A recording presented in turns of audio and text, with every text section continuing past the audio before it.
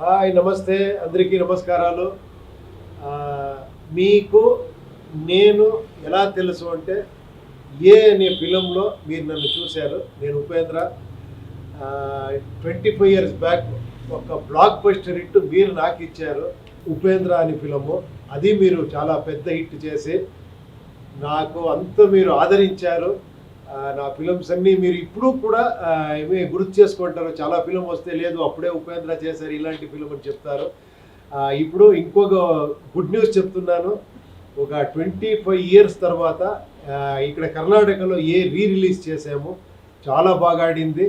ఇప్పుడు ఆంధ్ర అండ్ తెలంగాణలో రిలీజ్ చేస్తున్నారు. ఇద్దరు ఇప్పుడు ఏని మీ ముందు తీసుకొని రావాలి అని అన్ని థియేటర్స్లో మంచి రెస్పాన్స్ వచ్చింది. అందరూ నేనేస్తాను ముందుకు వచ్చారు.